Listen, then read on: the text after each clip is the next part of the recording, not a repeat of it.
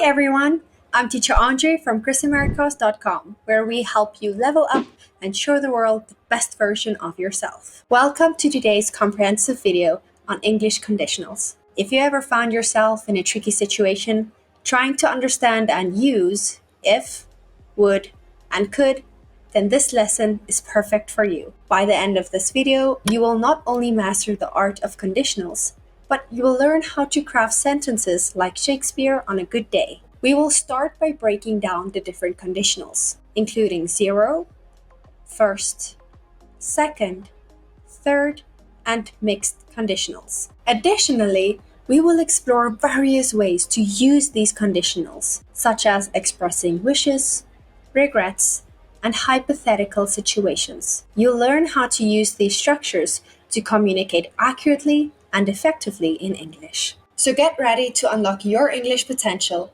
and take your language skills to the next level. Are you excited? Let's explore the world of English conditionals together.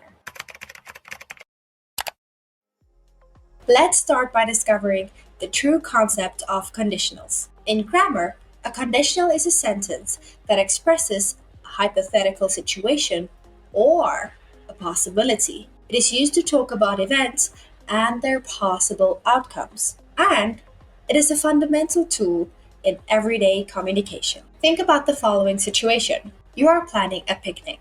You need to consider the weather conditions and decide on what to do accordingly. This is where conditions come into play. They help you express ideas that are dependent on a particular condition being met. Conditionals are a vital component of language. They allow us to express complex ideas and hypothetical situations effectively.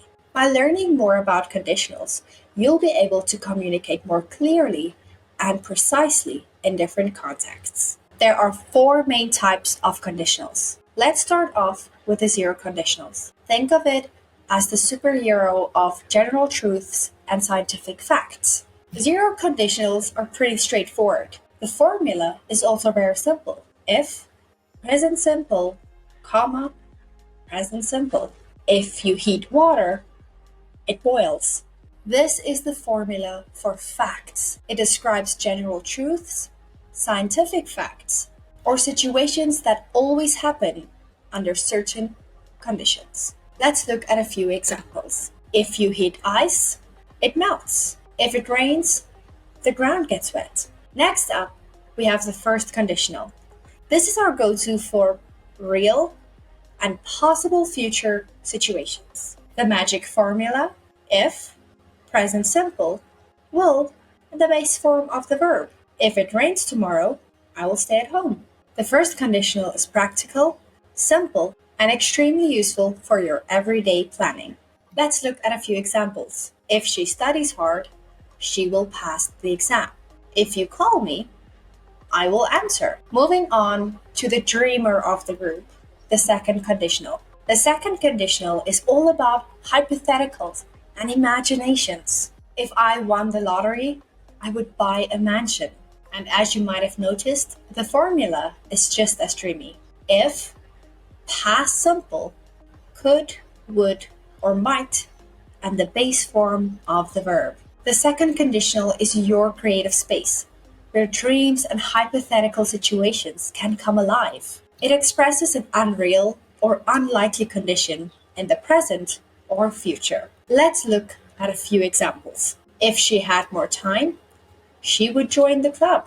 If it snowed in July, I would be surprised. And then we have the wise one, the third conditional, reflecting on what could have been in the past. The formula takes us back in time. If, past perfect, would, could, might, have, and the past participle. The third conditional expresses an unreal condition in the past and its hypothetical outcome or result.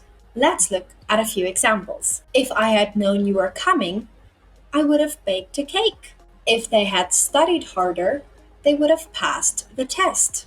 If it had rained, we would have stayed indoors. Welcome to Mixed Conditionals, where time travel is possible and the past meets the present. It's like a cocktail of possibilities. As you have noticed, In addition to the four main types of conditionals, there are mixed conditionals that combine the elements of our four different types. A sentence might have the past simple in the if clause and will in the main clause. If he had practiced more, he wouldn't be struggling now. Understanding these different types of conditionals allows for effective communication in various hypothetical and real situations. Alright, everyone, let's talk about pitfalls and how to leap over them. The most common mistakes: confusing first and second conditionals.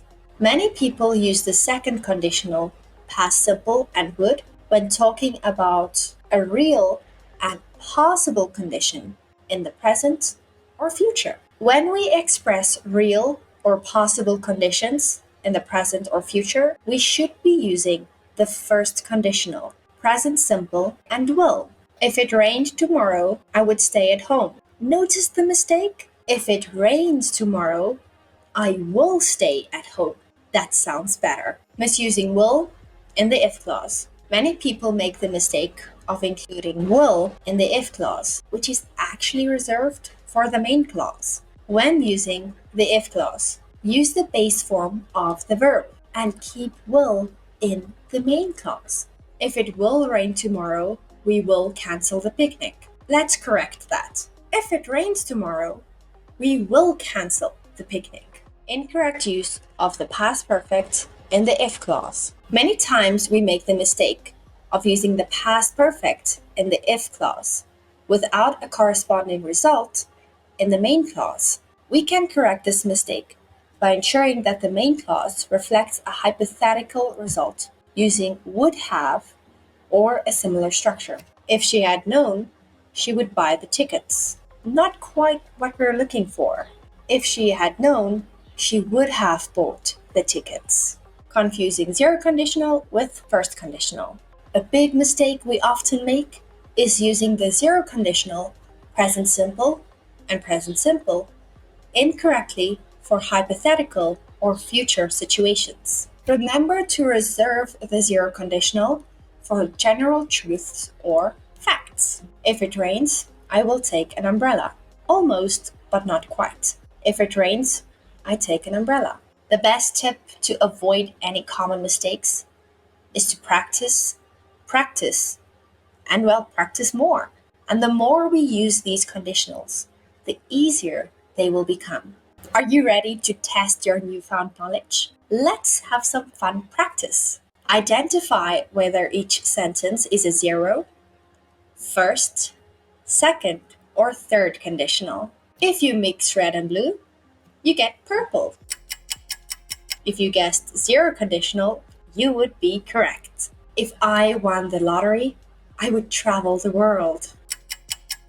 Sounds like a second conditional? Of course it does. If she studies hard, she will pass the exam. Of course, that is the first conditional. If it had snowed yesterday, we would have built a snowman.